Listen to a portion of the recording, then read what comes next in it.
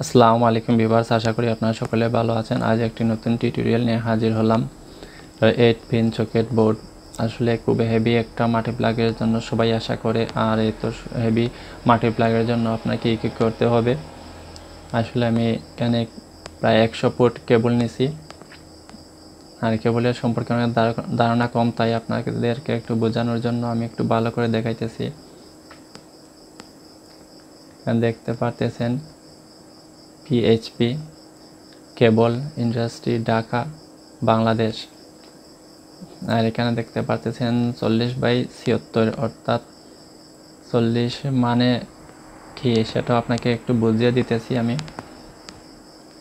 লেখাটা একটু ভালো করে বাসলেই আমি আপনাকে বাকিটুকু বলতেছি। দেখতে পারতেছেন 40/76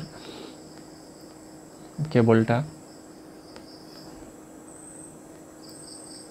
আর অবশ্যই ভিডিওটি প্রথম থেকে শেষ পর্যন্ত ভালো করে দেখবেন, তাহলে আপনারা বুঝতে পারবেন।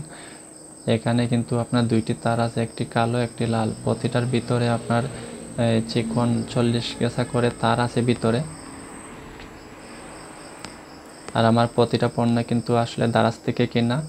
অবশ্যই দাম সহ সব কিছু দেখতে পারবেন। এটা হলো আপনার এমকে বোর্ড। আসলে আমি কত দাম দিয়ে কিনছি তাও আপনারা দেখতে পারতেছেন। তার বাদে আপনার 8 পিন সকেট বোর্ড, এটা আসলে আমি 65 নিয়েছিলাম, এখন 5 টাকা বাইরে গেছে। এটাও আপনার 65 টাকা করে কিনছি। এটা আপনার 53 টাকা, কিন্তু লোকাল বাজারে একটু দাম বেশি। তারপরে আমি এখানে কিন্তু 100 ফুট ওয়্যার নিছি। এখানে আসলে 400 টাকা দেখাইতেছে, কিন্তু আমার কেবলটা আর একটু দাম বেশি, কারণ 100 ফুট নিয়েছি, ডাবল হয়ে গেছে। তাই 400 দুগুণ 800 টাকা হয়ে গেছে। যাই হোক, আমার লম্বা একটি মাল্টি প্লাগের প্রয়োজন, সেই জন্য আমি আসলে এটা নেওয়া। আর আমার চ্যানেলে যারা নতুন অবশ্যই সাবস্ক্রাইব করবেন। আমার সাথে যারা আছেন তাদেরকে অসংখ্য ধন্যবাদ। লাইক করবেন, কমেন্ট করবেন, শেয়ার করবেন।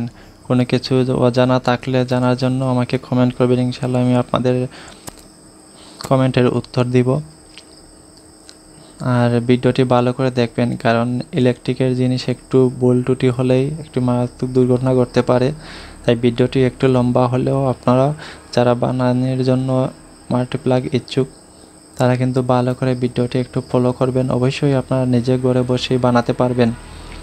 আর আমি কিভাবে কেবলগুলো কোথা থেকে নিছি সব কিছুই অবশ্যই আপনারা দেখছেন। আসলে দারাজের থেকে আমার পণ্যগুলো বেশিরভাগ কিনা, প্রতিটা প্রোডাক্টই আমার দারাজের। যাই হোক, ভিডিওটি ভালো করে দেখুন আর আমার সাথে থাকুন। আর আমি এখানে বিদায় নিলাম। আল্লাহ হাফেজ।